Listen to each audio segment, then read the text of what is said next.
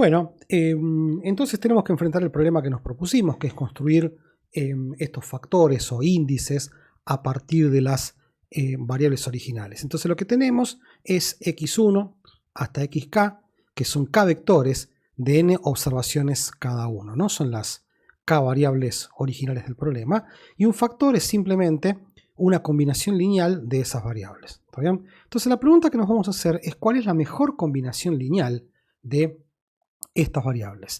Y la mejor es la que maximiza la varianza, ¿no? La intuición es que es la que mejor reproduce la variabilidad original de todas las x. Esto puede resultar un poco raro, ¿está bien? Esto de que uno quiere maximizar varianza, toda vez que parece ser que en todos los problemas que vimos hasta ahora quisimos minimizar la varianza. Pero déjenme recordar la siguiente cosa, ¿no? Supongamos que tenemos un modelo de regresión simple. ¿Está bien? Y lo que nosotros hicimos para predecir y es reemplazarlo por x beta sombrero. ¿Está bien? Acuérdense que si utilizamos el método mínimos cuadrados ordinarios va a ir la siguiente descomposición, ¿no? Esto es y sub i menos y barra cuadrado es igual a la sumatoria de y sub i sombrero menos y barra todo al cuadrado más la sumatoria de los errores al cuadrado. ¿Está bien? Y esto que está acá es la suma de cuadrados totales. Esta es la suma de cuadrados explicados. ¿Está bien? Y esta es la suma de cuadrados residuales. ¿Estamos bien? Entonces, fíjense que nosotros llegamos al método de mínimos cuadrados ordinarios intentando minimizar esto. ¿Está bien? O sea, intentamos minimizar esto. Fíjense que la suma de cuadrados totales está dado, no se puede cambiar, no depende de beta sombrero ni de nada, ¿está bien? Está dado por los datos. Entonces fíjense que si dado que la suma de cuadrados totales está fija, ¿está bien? Y nosotros estamos eligiendo beta sombrero para minimizar la suma de cuadrados residuales, entonces fíjense que automáticamente estamos maximizando la suma de cuadrados explicados, ¿está bien? Entonces, fíjense que el problema de minimizar la suma de cuadrados residuales es equivalente al problema de maximizar la variabilidad de y sombrero. O sea, cuando estamos implementando el método de mínimos cuadrados ordinarios, simultáneamente estamos maximizando la variabilidad de y sombrero. ¿Está bien? O sea, implícitamente estamos intentando replicar y de la mejor manera por y sombrero, por eso es que estamos maximizando la variabilidad de y sombrero. Acá estamos haciendo lo mismo, créanme que es una cosa muy parecida. ¿Está bien? O sea que lo que estamos haciendo es buscar, ¿está bien? Que la variabilidad que está contenida, ¿está bien?, en x delta reproduzca de la mejor manera la variabilidad que está contenida en todas estas variables, en el mismo sentido en que dijimos que buscando la mayor variabilidad de y sombrero estamos maximizando el ajuste de la variable original que nos interesa caracterizar. ¿Está bien? Digo esto porque muchas veces mucha gente escucha máxima varianza, ¿qué es eso? Bueno, ya lo hicimos. Mínimos cuadrados implica maximizar una varianza, ¿está bien? La varianza de los y sombrero. Muy bien. Entonces, ahora se pone técnico, pero es interesante. Déjenme juntar, como hicimos, todos los vectores de las variables originales en X. ¿Está bien? En una matriz que se llama X, que tiene n filas y k columnas. Y déjenme llamar sigma mayúscula a la matriz de varianzas y covarianzas de la matriz X. ¿Está bien? Y delta es un vector que tiene k posiciones. ¿Está bien? Entonces, fíjense que de vuelta que f es una combinación lineal de x y que la varianza de x por delta, utilizando fórmulas que ya vimos hasta el hartazgo, es delta por sigma por delta. ¿Está bien? Entonces, es como que el problema que querríamos resolver es encontrar el delta, ¿está bien?, que maximice la varianza. ¿Está bien? Pero pasa que planteado así, fíjense que trivialmente la solución pasa por llevar delta infinito. Entonces lo que vamos a hacer es trabajar con una normalización, que es maximizar la varianza total, sujeto a la restricción de que estos coeficientes sumen 1, ¿no? O sea que delta prima por delta es igual a 1. Es como si estuviese tomando un promedio y estamos restringiendo los promedios a que sumen 1. Es una cosa parecida, no es la misma, pero básicamente esa es la idea de una normalización. Y déjenme llamar delta asterisco a la solución al problema normalizado. Entonces f asterisco es x por delta asterisco y es la mejor combinación lineal de x, o sea, aquella que maximiza la varianza, ¿está bien? Entonces, a este resultado, que es f asterisco, ¿está bien? Es lo que se le llama el primer componente principal, ¿está bien? Entendido como la mejor representación de toda la matriz X utilizando solo una combinación lineal. Entonces, un resultado que es súper importante, y ahora lo voy a demostrar, es que delta asterisco, ¿está bien? O sea, el vector óptimo que se usa para armar la mejor combinación lineal es el autovector correspondiente al mayor autovalor de la matriz de varianza y covarianza sigma, ¿está bien? Y f asterisco, ya lo dije, es x delta asterisco, es lo que se llama el primer componente principal de x.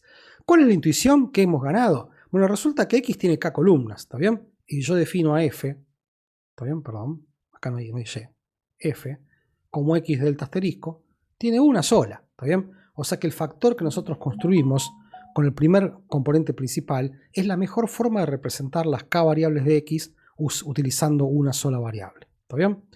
Bueno, acá es donde viene un poquito de matemática porque se las debía, ¿está bien?